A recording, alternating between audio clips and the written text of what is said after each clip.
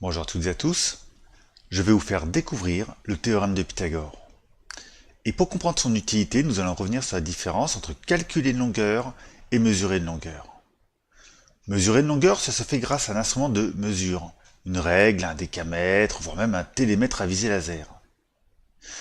Mais maintenant, imaginez la situation suivante. Alors, même si vous ne connaissez pas ce sport, vous avez peut-être déjà vu à la télévision une distance s'afficher de la sorte. Or, personne n'est entré sur le terrain pour interrompre le joueur afin de mesurer cette distance. Cette longueur, elle n'a pas pu être mesurée, elle a été calculée. Et justement, le théorème de Pythagore est l'une des principales méthodes de calcul des distances. Alors, avant de découvrir cette méthode de calcul, sachez que Pythagore était un savant qui a vécu il y a plus de 2500 ans dans le monde grec. Mais en réalité, ce n'est pas lui qui a trouvé cette méthode de calcul. Elle était connue avant lui en Inde, en Chine, et même il y a très longtemps en Mésopotamie. Et en fait, on ne connaît pas le nom de celui qui a découvert cette méthode en premier. Alors, on a donné le nom de Pythagore à cette propriété de calcul, en hommage à ses travaux sur les nombres. Voilà, je vais maintenant vous prouver cette propriété. Le théorème de Pythagore repose sur cette figure, le triangle rectangle. On appelle A, B et C les longueurs de ces trois côtés, et au passage, ce côté opposé à l'angle droit s'appelle l'hypoténuse. Retenez bien ce mot, il est important. Maintenant, supposons que nous ayons 4 de ces triangles rectangles identiques, et que nous les disposions de la façon suivante dans un grand carré. Cette figure verte, qui vient d'apparaître, est un carré. Sa surface, elle se calcule en faisant côté fois côté. Or, le côté mesure petit a. Regardez sur le triangle rectangle. Donc, la surface de ce petit carré fait a fois a, ce qui s'écrit aussi a au carré. De même, ce carré a pour côté petit b. Encore une fois, regardez sur le triangle rectangle. Donc, sa surface fait b fois b, ou b au carré. Donc, dans cette figure, la surface en vert est égale au total à a au carré plus b au carré. Voilà. Supposons maintenant que nous déplacions ces 4 triangles de la façon suivante. Toujours dans le même grand carré. La surface en vert ici, c'est à nouveau un carré, dont le côté est petit c. Regardez sur le triangle rectangle, ça correspond à l'hypoténuse. Donc son aire est égal à c fois c. Et donc la surface en vert, pour cette deuxième figure, est égale au total à c au carré. Voilà, maintenant regardez ces deux figures. Ce sont les deux mêmes grands carrés. Dedans, il y a les 4 mêmes triangles rectangles. Donc, les surfaces vertes de ces deux figures ont la même aire. Cela se traduit par c au carré est égal à a au carré plus b au carré.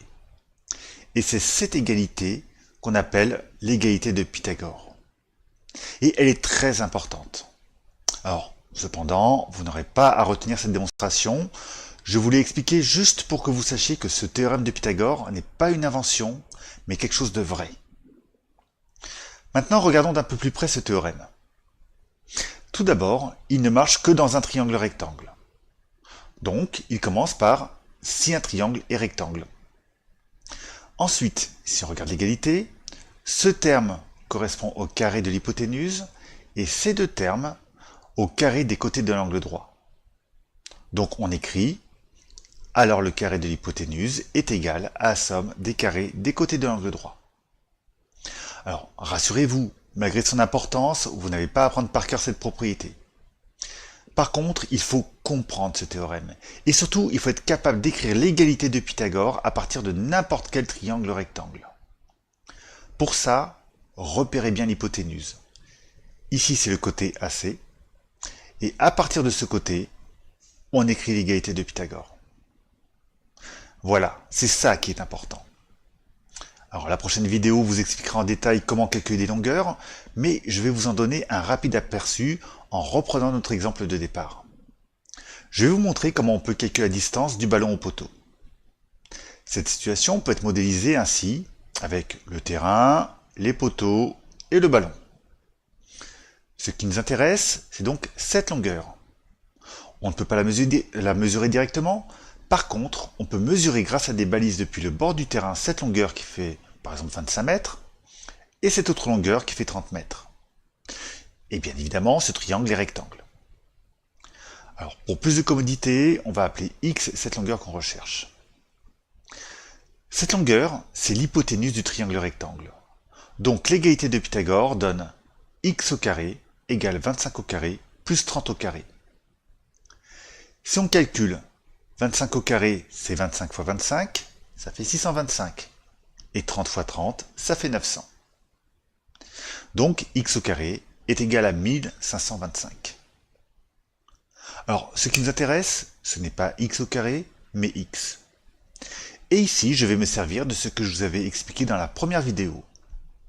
Pour trouver x, on doit faire la racine carrée de 1525. Ça se fait à la calculatrice, et on trouve bien environ 39 mètres. Voilà pour ce premier exemple, et donc dans la prochaine vidéo, je reviendrai sur ces calculs et sur la façon de les rédiger.